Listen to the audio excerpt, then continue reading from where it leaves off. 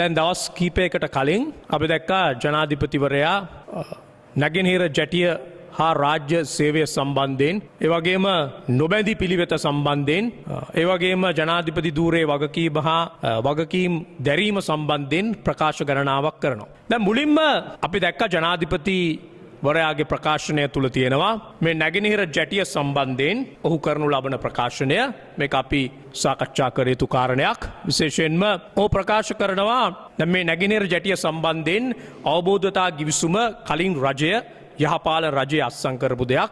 යහපාලන රජයේ හිටපු ප්‍රධානීන් අපි දැක්ක සාගල රත්නායක අග්‍රමැතිවරයා ජනාධිපතිවරයා පවා මේ අය මේකට සම්බන්ධ වුණු නිකන් මේ අවබෝධතා ගිවිසුමක්. ඒ නිසා මේ අවබෝධතා ගිවිසුම මේක රාජ්‍යයක් එක්ක කරපු දෙයක්. ඒ නිසා මේක ලෙහෙසි නෑ. මේ වගේ කටයුතු කරන්න බෑ. අපිට ඕන විදියට හිතුමතේ කරන්න බෑ. ඒ නිසා ඒවා ගැන සැලකිලිමත් වෙලයි අපිට කටයුතු කරන්න වෙන්නේ කියන එක. දැන් අපි දන්න දෙයක් තමයි මොකද අපි මැරිලා ඉපදුනේ නෑ. පහුගිය කාලෙත් අපි ජීවත් වෙච්ච මිනිස්සු.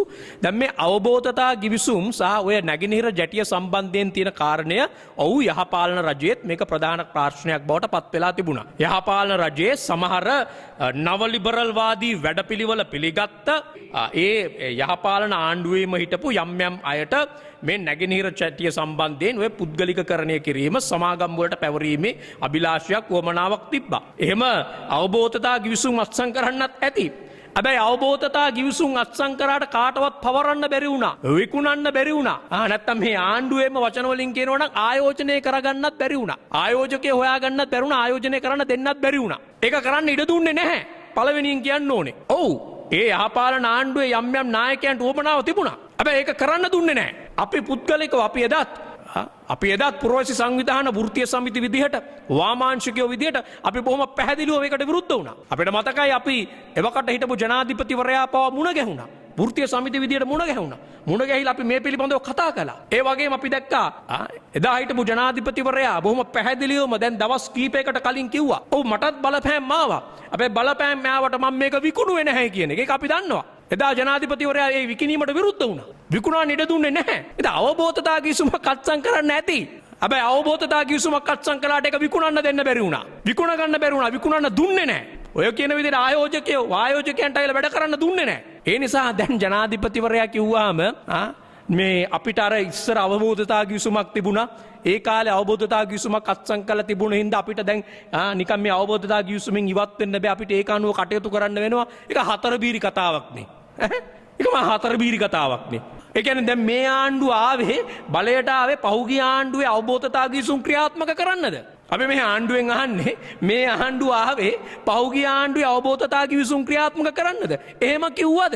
මේ ආණ්ඩුව අපිට මතකයි ඕවා පෙන්න කිව්වේ. මේ අවබෝධතා ගිවිසුම් අත්සන් කරලා තියෙනවා නම් අපි මේවා ඉරලා දානවායි කිව්වා. විමල් වීරවංශ ගොයිය හැම ගුප්තය ගම්මන්පිල ගොයිය හැම දැන් හොයාගන්නත් නැහැ.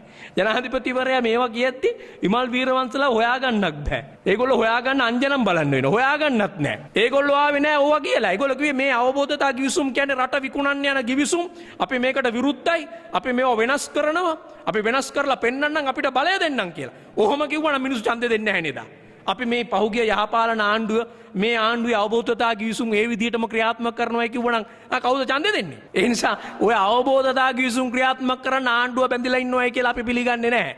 එහෙමනම් අපි දන්නවනේ යහපාලන ආණ්ඩුව ආපු වෙලේ අර සින්නක්කරව දීලා තිබුණු කොටස චීන වරායට සින්නක්කරව චීනෙත් එක්ක අස්සම් කරලා දීලා තිබුණු කොටස යහපාලන ආණ්ඩුව ගත්තා. ඒ සින්නක්කර කොටස ගත්තා. ගන්න පුළුවන් වුණා. නම් ජනාධිපතිවරයාට පුළුවන් ඒගොල්ලොන්ගේ කාලේ ඒගොල්ලොන් කාලෙන්ගේ අත්සන් කරපුව සින්නක් කරව දීපු යුද හමුදා මූලස්ථානය ගන්න පුළුවන්ද? තමුන් අත්සන් කරපු එක ගන්න පුළුවන්ද? තමුන් නැහැලගේ ආණ්ඩුව අත්සන් කරපු සින්නක් කරව අත්සන් කරලා දීපු යුද හමුදා මූලස්ථානය ගන්න පුළුවන්ද තමුන් නැහැලට? කරන්න බෑ. කලේ නෑ. ඒකට තියෙන්න ඕනේ දේශපාලන අභිලාෂයක්. එම අභිලාෂයක් නෑ මේගොල්ලන්ට. අපි ඒක කිව්වා පහුගිය කාලේ. ඒ නිසා දැන් මේ නිකන් වඳුරු කුණු හර්ප කියන්න එපා. ඒ ආණ්ඩුව අත්සන් කරපු හින්දා ඒ ආණ්ඩුවේ අවබෝධතා ගිවිසුම හින්දා අපිටත් මේක ක්‍රියාත්මක කරන්න වෙනවා. අය වගේ නිකන් හතර බීරි කතා වඳුරු කුණු හර්ප අපිට කියන්න එපා දැන්. ආවේ එක වෙනස් කරනවා කියලා. බොහොම පැහැදිලිවම කිව්වේ. අපි දීලා තියෙන ඒවත් ගන්නවයි කිව්වා. දැන් දීලා තියෙන ඒවා නෙමෙයි. නොදීපු ඒවත් දෙනවා. දැන් නොදීපු ඒවත් දෙන්න පටන් අරගෙන තියෙන. ඔන්න කො කරලා තියෙන වැඩේ. ඒ වගේම අපි දැක්ක කියනවා ජනාධිපතිවරයා කියනවා මම තමයි මේවට මම මේවට වග කියනවා. පහුගිය ආණ්ඩුව වගේ නිකන් ඒක අගමැතිවරයාට ඇමතිවරුන්ට නිකන් බෝලේ පාස් ගාලා නිකන් ඉන්නේ මමයි මේකට වග කියන්න කියලා මම බොහොම පැහැදිලිවම කියන මමයි මේ ගැන තීන්දුව කරන්න කියලා. උයි ඒක ඔබතුමා කියන්න ඕනේ තමයි. දැන් 20 වෙනි සංශෝධනයෙන් පස්සේ මැති ඇමතිවරු අගමැති ඇමතිවරු කියලා කියන්නේ නිකන් රබර් සීර් විතරයි. ඒගොල්ලෝ නිකන් හර නිකන් නියර හිටපු පඹයෝ වගේ. වෙලේ හිටපු පඹයෝ වගේ හෙට මෙහෙට අතපය වනන්න විතරයි ඒගොල්ලන්ට තියෙන්නේ. තීන්දුව తీරන ගන්න දැන් සර්වාධිපතිවාදී බවට පත් වෙලා ඉන්න ජනාධිපතිවරයා. 20න් පස්සේ ආයි වෙන කාටවත් කියන්න බෑ. බලය පැවරු අරයට බලය මෙයාට බලය තියෙනවා කියලා 19 කියන්න පුළුවන්. 19 වෙනි සංශෝධනයටද චෙක් ඇන්ඩ් බැලන්ස් තිබ්බා. චෙක් ඇන්ඩ් බැලන්ස් තිබ්බ 19 යටතේ. එතකොට එක එක්කෙනාට බලය පවරලා තිබුණා. යම් කිසි පෞරුෂයක් බලයක් තිබුණා මැති ඇමතිවරුන්ට අගමැතිවරුන්ට යම් ස්වාධීන තීන්දුව తీරන ගන්න. 20න් පස්සේ එහෙම නැහැ. දැන් ජනාධිපතිවරයා තමයි වග කියන්න ඕනේ. ඔය විකුණන වැඩේට වග කියන්න ඕනේ ජනාධිපතිවරයා තමයි. 20න් පස්සේ වෙන හැට ඕක කියන්න බෑ. යහ පැත්තේ ඉන්න නිකන් රෝහිතාබේ ගුණවර්ධන පෙන්නුවට වැඩක් නෑ. යා ඉන්නේ රබර් සීල් එක. අත උස්සන්න විතරයි ඒගොල්ලෝ ඉන්නේ. අගමැතිවරයාටත් ඒකයි කොලේ. ඒ 19 දී තමයි එහෙම චෙක් ඇන්ඩ් බැලන්ස් තිබ්බේ. ඉතින් ජනාධිපතිවරයා තමයි ඔක කියන්න ඕනේ. ඒ වගේම අපි දැක්කා දැන් මේ ජනාධිපතිවරයා කියනවා නොබැඳි පිළිවෙත ගැන. ඒක හරි වැදගත්. සිරිමාව බණ්ඩාරනායක මැතිණියගේ නොබැඳි පිළිවෙත SWRD බණ්ඩාරනායක මැතිතුමා ප්‍රමුඛ ඒ ආණ්ඩුව අනුගමනය කරපු නොබැඳි පිළිවෙත ගැන. මැදුම් පිළිවෙත ගැන. හැබැයි නොබැඳි පිළිවෙත ගැන එතුමා හිතන විදිහේ නොබැඳි පිළිවෙතක් නෙමෙයි. අපි දන්නේ. දැන් නොබැඳි පිළිවෙත කියන්නේ අපි චීනයට ගැටී කියන එක පෙන්නුවාම දැන් එතුමා කියන විදිහට නිකම් රාජපක්ෂල බලයට ආම චීනයට ගැටී කියලා විවේචනයක් තියෙනවා, විරෝධයක් තිබෙනවා. හැම විටම විශ්වාස කරනවා. ඒ නිසා අපිට මේක නිකන් බැලන්ස් කරන්න වගේ අපි ඉන්දියාව එක්කත් මේ වගේ දේවල් කරන්න ඕනේ. මේ වගේ ගිවිසුම් වලට යන්න ඕනේ. ඉතින් ඒක හරි කුණුහරුපයන්නේ. නොබැඳි පිළිවෙත කියන්නේ ඒක නෙමෙයි. ඒ කියන්නේ අපි කාට හරි බරයි කියලා පෙන්නුවාම කාට හරි බරයි කියලා සැකයක් තිබුණාම අපි මොකක් හරි රටක් එක්ක වැඩියෙන් අපි ගනුදෙනු කරනවා. ඒ රටට ගැටී කියලා නිකන් පෙනෙනවා වගේ දැක්කහම ඒගොල්ලෝ නිකන් ගැටී කියලා හිතුනහම අපි තව කාට හරි තව ටිකක් දෙනවා. කියන්නේ එක කොටසකට එකක් දීලා ඒක වහගන්න තව කාට හරි තව කොටසක් විකුණනවා. ඒක මහා වඳුරු කුණුහරුපයක්නේ. තරගෙට අරයට පේන්න කොටසක් විකුණනවා, මෙයාට පේන්න කොටසක් විකුණනවා, ඒක බැලන්ස් කරන කොටසක් විකුණනවා, මේක බැලන්ස් කරන කොටසක් විකුණනවා. ඒක නොබැඳි පිළිවෙත නෙමෙයි. මේ කොහේ තියෙන නොබැඳි පිළිවෙතක්ද? බණ්ඩාරනායකවරු අනුගමනය කරපු නොබැඳි පිළිවෙත ඕක නෙමෙයි. අපි දන්නවා බණ්ඩාරනායකවරුන්ට තිබුණා බොහොම පැහැදිලි දැක්මක් ඒ පිළිබඳව.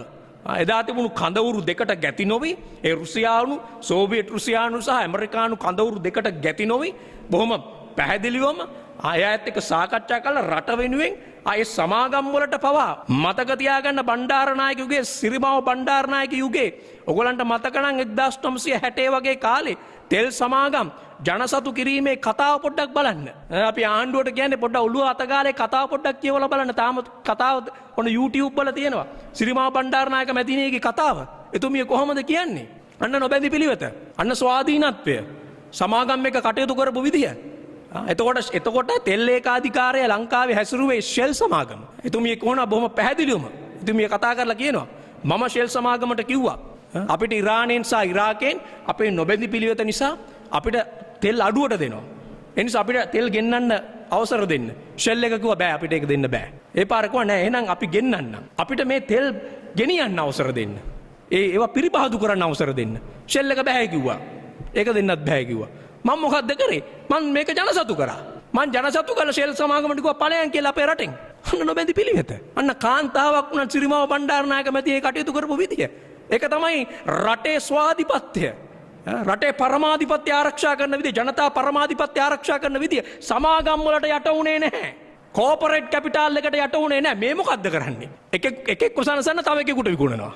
අපි චීනට බරයි කියලා පෙවුනහම නෑ අපි චීනට බර නැහැ. අපි චීනුත් එක්ක වැඩ කරන්නේ අපි අනිත් එක්ක එකත් වැඩ කරනවා කියලා ඌට අපි කොටසක් විකුණනවා. විකුණන එකනේ කරන්නේ. මේවම මේ ජනතාව සතු කරන්නේ ජන සතු කරන එක නෙමෙයි. මේක ජන යහපතට යොදා ගන්න එක ජනතාවගේ යහපතට යොදා ගන්න එක නෙමෙයි. මේක තරගෙට විකුණනවා. බන්දේසියක දාලා මේක වෙන්දේසි කරනවා. යයිකෝ යකාගේ මේ මැදුම් පිළිවෙතක් නේ. ඒක යකාගේ නොබැඳි පිළිවෙතක් නේ. අපි දන්නවා. අපි දන්නවා සිරිමාව බණ්ඩාරනායක මැතිණිය SWRD බණ්ඩාරනායක මැතිතුමා ඒ වාමාංශික මධ්‍ය වාමාංශික ආණ්ඩු ගෙනියපු වැඩපිළිවෙල රාජපක්ෂ ආණ්ඩුව උඩු යටි කුරු කළා. හැබැයි ඒක පටන් ගත්තේ 1977 ජේ.ආර්. ජයවර්ධන උන්නේ එක්සත් ජාතික පක්ෂ ආණ්ඩුව ඇවිල්ලා ඇමරිකානු ගැති වැඩපිළිවෙලක් බවට පත් කරගෙන ගියා. ඒක ඊට පස්සේ චීන ගැති වැඩපිළිවෙලක් බවට පත් කරගෙන ගියා. ඔව් ගෝඨාභය රාජපක්ෂ ජනාධිපතිවරයා කියනවා වගේම රාජපක්ෂ ආණ්ඩුව කාලේ පෙන්නුවා චීනෙත් එක්ක තමයි වැඩිපුර ගනුදෙනු කරේ. චීන ගැති වැඩපිළිවෙලක් තමයි ගියේ. ඒක ලෝකෙම දන්නවා. අද ලෝකය උදාහරණ විදියට ගන්නවා ලෝක නායකයෝ උදාහරණ විදියට ගන්නවා චීනෙන් ණය අරගෙන අමාරුවේ වැටිච්ච රටක් විදියට ලෝකේ උදාහරණයට ගන්නේ ලංකාව.